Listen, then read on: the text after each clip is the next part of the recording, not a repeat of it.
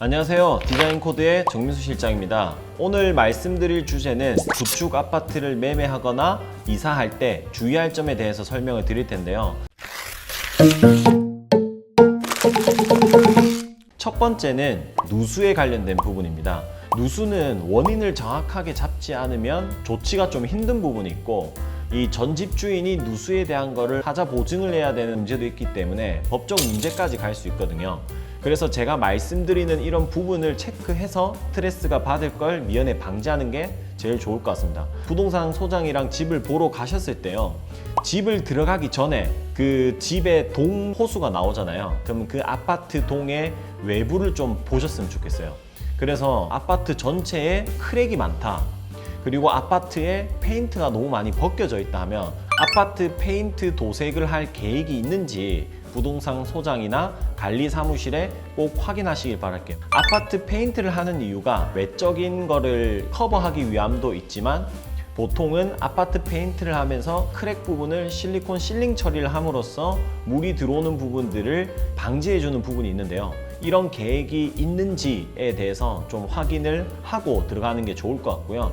그 다음에 집에 들어가시면 보통 벽 위주로 좀 많이 봐요. 누가 막 천장을 들여다보고 하진 잘 않거든요. 일단 집에 가셔서 천장을 한번 잘 보세요. 천장의 코너 부분이라든지 이런 끝쪽에 보면 보통 물이 흐르다 보면 한쪽으로 모이기 때문에 그쪽에 물이 새는 흔적이 있거나 젖어 있거나 아니면 곰팡이가 쓸어 있다면 그쪽에 누수가 있을 확률이 높습니다. 그리고 베란다를 가서 보실 때요, 창호 주변에 실리콘이 많이 깨져 있거나 창호와 콘크리트 사이에 크랙이 많다면 이 부분에서 물이 새고 있을 확률이 높기 때문에 인테리어 할 때 실리콘 코팅 비용이 들거나 샤시를 무조건 교체를 해야 되겠구나, 아니면 이런 부분을 잘 처리하는 업체를 찾아야겠구나, 이렇게 판단을 해주시는 게 좀 좋으실 것 같고요. 두 번째는 화장실을 보실 때요, 이거는 좀 현실적으로 힘들 수도 있는데 화장실 천장이나 아니면 전공구를 열어서 위에 배관 부분에서 물이 새는 흔적이 있는지 한번 봐주시는 게 좋을 것 같아요. 만약 그렇다면 우리 집도 똑같이 물이 새고 있을 확률이 높기 때문에 밑에 집에 피해를 줄 수 있거든요. 그렇다면 인테리어 공사를 할 때 밑에 집에 가서 이 배관을 점검해 주면서 이 부분을 막아주면 밑에 집도 굉장히 좋아하시게 되어 있습니다. 전 집주인분한테요, 누수가 있는지 꼭 물어봐 주세요. 아니 집 보는데 당연히 물어봐야지가 아니라, 저희가 누수가 있는지 없는지 물어봤는데 전 집주인이 없다고 했는데 뒤에 누수가 생기면은 이거는 앞뒤 말이 안 맞기 때문에 나중에 뭔가 책임의 문제나 얘기를 할 수 있는 그런 거리가 생기기 때문에 제가 봤을 때는 이 부분은 꼭 얘기를 해주셨으면 좋겠고요. 세 번째로는요, 타일 관련된 부분인데요, 집을 보러 가셨을 때요, 벽에 타일을 다 붙여둔 집 있어요. 그런 집은 조금 피하는 게 좋습니다. 만약에 고민하고 있는 집이 두 가지 집이 있다면, 한 집은 인테리어를 했고 베란다에 타일도 붙여놨다 라고 이렇게 얘기를 하는 집이 있고, 한 집은 바닥만 타일이 돼 있고 벽에 타일이 없는 집이 있어요. 무조건 타일이 없는 집을 골라야 됩니다. 저희가 인테리어 공사를 할 때 제일 어려운 점이 뭐냐면, 베란다나 전실에 현관 벽에 전부 타일을 발라 놓으면요, 시간이 지났을 때 타일이 무조건 뜨는 부분이 있기 때문에 덧방 시공도 하기 어려워서 뜯고 다시 그 부위만큼 타일을 바르거나, 이렇게 해도 지금 벽 타일 비용이 올라가죠. 그것뿐만 아니라 타일을 철거한 다음에 철거한 부분을 깔끔하게 샌딩기로 전부 다 밀어야 되는데 이 비용이 생각보다 높습니다.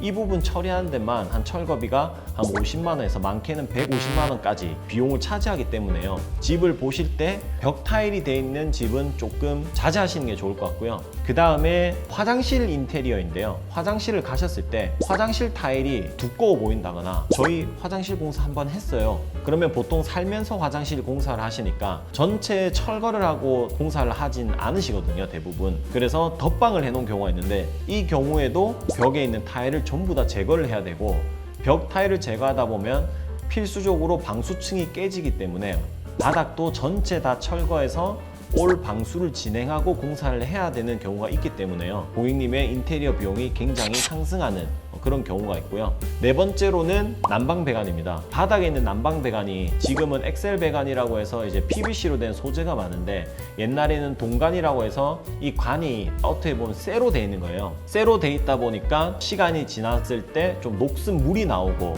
이런 부분들이 있어서 바닥은 난방 배관을 동관인지 아닌지 한번 확인을 하는 게 좋으실 것 같아요. 만약에 동관이라고 한다면은 바닥에 있는 관을 전부 다 철거를 하셔야 되고요. 철거를 할 때 비용을 아낀다고 바닥 난방 배관만 철거를 하지 마시고, 우리가 쓰는 급수관, 물 쓰는 관이 있거든요. 거기도 전부 철거를 하셔야 되고요. 이거는 무조건 세트 사항이거든요. 그 다음에 온수 분배기까지 전부 다 철거해서 새로 잡는 형태로 시공을 하시는 게 좋습니다. 만약에 이렇게까지 풀로 진행을 하신다면 거의 새 집에 가까운 배관도 되니까 훨씬 좋으실 것 같고요. 네, 다섯 번째는요, 강마루를 보여드리면서 설명을 드릴 텐데, 인테리어를 하려고 하면 비용이 많이 드는 부분은 피해야 되잖아요. 저희가 일반 강마루를 시공을 하면 위에는 시트지가 되어 있고 밑에는 보통 합판으로 되어 있습니다. 합판으로 되어 있는 마루 같은 경우에는 철거할 때 어느 정도 기계로 유압식으로 밀고 하면 아주 깔끔하게 철거가 되기 때문에 철거 비용이 높지가 않은데요. 이 마루를 한번 보시면 원목 마루인데, 이 원목 마루도 뒷부분에는 이렇게 합판 베이스로 되어 있거든요. 마뷸러스 젠의 사각형의 이제 600에 600 마루인데요. 여기도 뒤에를 한번 보시면 얘는 합판 베이스로 되어 있습니다. 그래서 얘네들은 철거를 할 때 기계로 밀면 깔끔하게 철거가 되는 편이에요. 그래서 철거비가 높지가 않은데, 이런 마루들이 있거든요. 이게 동아의 사하라 그란데라는 마루인데요. 이런 마루들이 한번 보시면 뒤에가 합판이 아니라 MD 기반으로 되어 있습니다. 이 MD 기반을 합성 소재를 통해서 강도를 올려가지고 마루를 만들었다고 보시면 되는데, 제품의 퀄리티가 굉장히 좋은데, 표면은 내부가 합성 마루로 되어 있다 보니까 나중에 이거 철거를 하시면요, 자동차 유리에다가 경고장 붙으면 떼다 보면은 찌꺼기가 남아가지고 막 긁어서 빼야 되잖아요. 이 마루도 똑같아요. 이 마루는 철거를 할 때 저희가 기계를 여기 딱 갖다 대는 순간 이 마루가 강성을 가지고 있어서 같이 벗겨지는 게 아니라 그 부분만 뜯어집니다. 그래서 철거할 때 철거하시는 분들이 하나하나 다 깎아내고 밑에 남아있는 스티커의 잔여물처럼 전부 다 방바닥을 다 샌딩을 해가지고 기본 상태로 만드는데 엄청 애를 먹거든요. 그래서 이거 같은 경우에는 철거비가 굉장히 높을 수밖에 없어요. 그리고 지금 이 마루가 많이 유행하고 있기 때문에 그 다음에 인테리어 하실 때 대부분 이 마루가 합성 마루들이 많이 깔려 있을 거거든요. 그래서 이 부분은 굉장히 철거비가 높을 수 있다, 이런 점 말씀을 드리고요. 그 다음 여섯 번째는 덧창 시공인데요. 집을 확장을 하거나 이럴 때 이중창이 돼야 되는 부분이 있는데, 비용을 아끼고자 기존 창에다가 창을 덧창해서 시공을 좀 많이 하세요.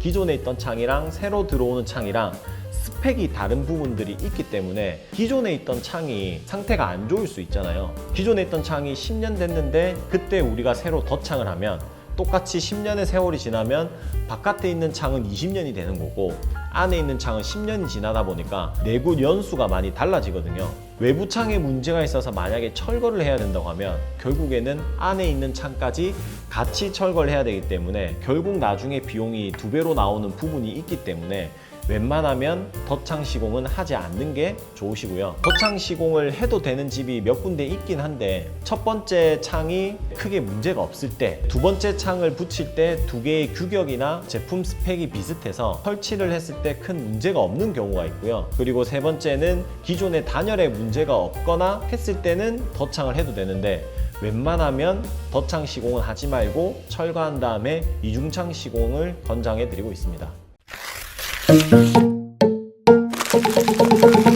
네, 지금까지 구축 아파트 매매하거나 이사할 때 알아봐야 할 점 6가지에 대해서 설명을 드렸는데요.